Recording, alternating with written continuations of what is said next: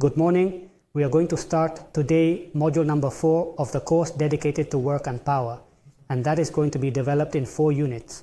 The first of which, the one we are going to provide today, is the concepts of work and power. These are the sections that we are going to see. We are going to talk about force and displacement, the relationship between them, work and its properties, and power and its properties.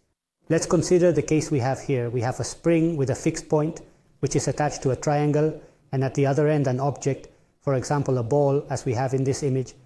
And what we are going to do is that the ball is going to follow the trajectory that appears in the nomenclature as A, B, C, D. And we are going to see how the force contributes to this displacement. It is clear that the displacement is not exclusively due to this force, due to a set of forces. The ball follows this trajectory, and what we are going to see is in particular the force that the spring exerts on that ball, what it is or how it contributes to the displacement of that ball, of that particle. Here, for example, we can see that the force with which the spring pulls, represented by the red arrow, let's say it would help the movement, it would contribute to that displacement. In that other position, we see that it still helps, just like here, as in this position, and the same would happen up to point D. In all this section, as I am commenting, the force that makes the spring helps the displacement, contributes to it. From this moment, we are going to follow a circular trajectory of center the fixed end of the spring. In this way, we can see that the spring is continuously oriented perpendicularly to the trajectory. The result in that all these points, the spring does not contribute to the displacement of the ball. That is to say, neither helps nor hinders. From point C to point D, we can see that the spring is acting in such a way that it is hindering the displacement. That happens, I repeat, from point C to point D. Therefore, in that section, it hinders the movement. It seems quite obvious so far. However, the question we have to ask ourselves is, if I consider the complete AD section, the net balance, that is to say, we have a leg in which it has helped, a leg in which it has hindered the movement, and another one in which it has not contributed, but the complete balance is in favor or against. Well, we cannot know in a qualitative way, so we need to quantify the contribution in some way, put numbers on it in order to make a net balance. It seems logical that the criterion is that we have a positive contribution when the force helps, negative when it hinders, and null when it does not contribute. And that with the numbers we can add, and I get the final result. We can also see quite intuitively that, for example, here the spring force is contributing more to the displacement than here for 2 reasons. The force is larger here than here, and secondly, it is oriented more parallel to the displacement here than here. Here, which forms 90 degrees, neither contributes nor hinders. In all this section, the force is opposing, and it is noticeable because the angle it forms with the displacement is obtuse, greater than 90 degrees. Here would be where it would oppose the most because we have the greatest force and an angle closer to 180 degrees. Well, the formula that will allow us to quantify this contribution to the displacement of the particle is what we see here, the definition of work. A formula which is a quite complex type of integral. It is not even a standard integral. It is what is known as a curvilinear integral. In this course, we are not going to need to know how to calculate it in a general way, and it requires mathematical knowledge of a certain level, but we are going to learn what this notation means, and we will also learn later on particular cases that will be of interest to us and that we will have to apply. So Jota, you can rest assured that Amanda will explain it to you as well. Let's put the emphasis first on what is important to calculate what is called a job. First, we have to define an initial position and a final position. Initial position A, final position B, and a trajectory to follow between both points. For example, the one shown here in green. And then we must say what force we are talking about. For example, a force that varies from one point to another, which we have here represented in red. We would have to paint for each point its own, but we paint a few to make a schematic view. Well, we would have to see. We can see here that there are stretches in which it would help, stretches in which it would hinder. But the important thing is that the definition of work is as we are talking about. That is, we have to talk about the work of a particular force. between two particular points and along a particular trajectory. All that information, initial position, final position, trajectory followed, and acting force is important to be able to calculate the work. Any change in any of these values or parameters would give a different result. Let's see what each of these terms is. The F is clear. It is the force acting at each point. R is the position vector that you already know from when we were teaching kinematics. We have a coordinate system, the vector Q at the origin. With the position of the particle tells me precisely the vector of positions. By definition, the position vector. Differential of R would be the small displacement from a point. Displacement, I mean the same known in kinematics. Only I mean a very small displacement. And what I would have to do is the scalar product of that force times that differential of R. That scalar product would give me a number, and I would have to repeat it for all the positions. Not only the ones shown here in a schematic view, but for all the points. Add it all up, which is what an integral is, from point A to point B, and the integral sum would be the work. Let's analyze a little bit more that scalar product, that of force by differential of R. Here we would have one of the points that we are analyzing enlarged. We have the trajectory in green. Differential of R and the small displacement from a given point, and F the force at that given point, and let's see what the scalar product is. By definition, scalar product is modulus of the first vector times modulus of the second vector times the cosine of the angle they form, the angle they form. You can see it here. Taking advantage of the associative property, I am going to change the order of the terms, and I am going to put the cosine multiplying to F. And now let's look at the detail. What is the tangent force to the trajectory? We can see it here. And we can see that the tangent force would be the leg of this triangle that I'm drawing.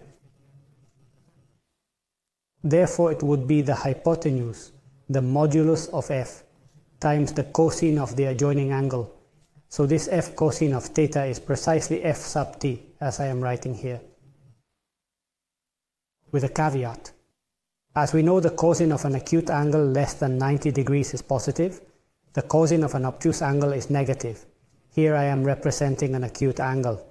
Therefore, F cosine is positive, Ft is positive. If the angle were greater than 90 degrees obtuse, cosine would be negative and F sub t would be negative. This is what I mean by the sign cathetus that I mark here. That tangent component to Ft has a sign. Positive if it has the same direction as the displacement, negative if it has the opposite direction.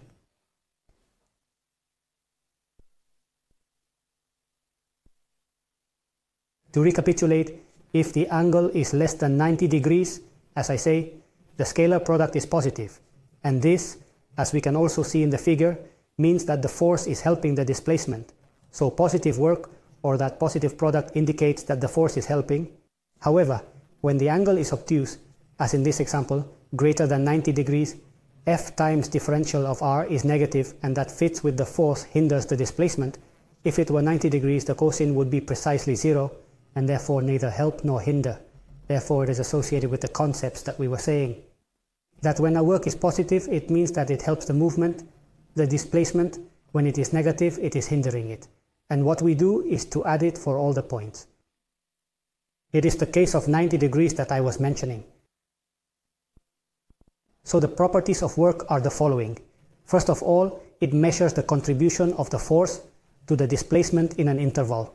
I emphasize this because work is not handled in physics in the same sense that it is used in the common vocabulary. Work is not effort. When one exerts oneself, one is not working. Work means that one is contributing to a displacement or is hindering it. In that case, it would be a negative work, and in that sense, we use it here. As I say here, if the net contribution, that is to say, the sum of all the mini-jobs is positive, we have in balance a help. In part, it will have helped. In part, it will have contributed negatively, but the balance has come out positive. If the net contribution is negative, it hinders in balance, we have a negative work, and if we have a 0 net contribution, then the work is 0. We have here that as any integral, you can divide an interval into sections and get the work as the sum of the partials. If we have a path A, B, C, you can calculate the work between A and B, the one between B and C, and add both parts to have the total work of the entire path. This is a scalar magnitude, that is, it is not a vector, it is a number. And the magnitude is that of a force times a displacement, i.e., the international system would correspond to multiplying newtons by meters, although its unit has its own name, the joule, whose abbreviation is J. About power, it is linked to work and is simply the rate at which a work is done. For example, it would be between point A and point B. We know the work that has been done, but we must also time how long it has cost me. If we do it, the same work in a smaller time, what we have is more power. More work, more power, more time, less power. Therefore, the average power can be calculated in this way. It would be the work in an interval divided by the elapsed time. That would give me, I repeat, the average power of AB. But I am not interested in that power in general. What I am interested in is the instantaneous power, the power in a concrete instant. For this, what I have to do is to let pass, not a long time, but an infinitesimal time, to find out what is the infinitesimal work done in that time. And the power would be the quotient between both small values. That is, by definition, a derivative. Therefore, the power is the derivative of the work with respect to time. It is of interest, therefore, to realize that the work would be obtained by the opposite procedure, integrating the power. That would be the way to calculate the work in an interval, multiplying the power by each small elapsed time and making the integral between the two intervals, between the two instants considered. In the case that the power is constant, making the integral, the usual expression will remain, that the work would be constant power times elapsed time, which is the simplified formula that is used in the cases in which it is evidently possible, constant power, I repeat. Here we have the most important properties of power. First, a distinction with respect to work. Work is a property that applies to intervals, while power applies to instants, i.e., it is as incorrect to say what power we have at a stretch AB, as it is to say what work we have at a particular instant. The work is between two instants, between two positions, in an interval. The power is at a particular instant place. As work is a scalar magnitude, and specifically it is work divided by time, therefore the international system would be measured in joules divided by second, and the unit has a name. It is the watt, abbreviated W. It has a rather interesting relationship to velocity, which is deduced here. Since a small work is a force times a small displacement scalar product, and taking advantage of the properties of scalar products, I can keep the expression that remains here at the end, f times the derivative of the position vector with respect to time, although we already know from kinematics that this is the velocity. Therefore, I am left with this expression, that the power is the scalar product of the force times the velocity. Like all scalar products, we can realize that if the force and velocity form an acute angle, the power is positive. If it is straight, the power is 0. If it is obtuse, the power is negative. We have here summarized the concepts of work and power. Here you have the definition of work, all the question related to the signs, the definition of power and the relation of power and velocity. I point out here that the definition of work, as I say, to apply it directly to the formula, is beyond the objectives of the course, although it is interesting to know the concepts. What we are going to do in the next topic, in the following unit, is precisely to learn to apply that equation, that integral, to the most common cases that give simpler alternative expressions, which are the ones we will learn to handle, I repeat, in the unit that follows this one. This one is already finished. So we'll see you in the next unit.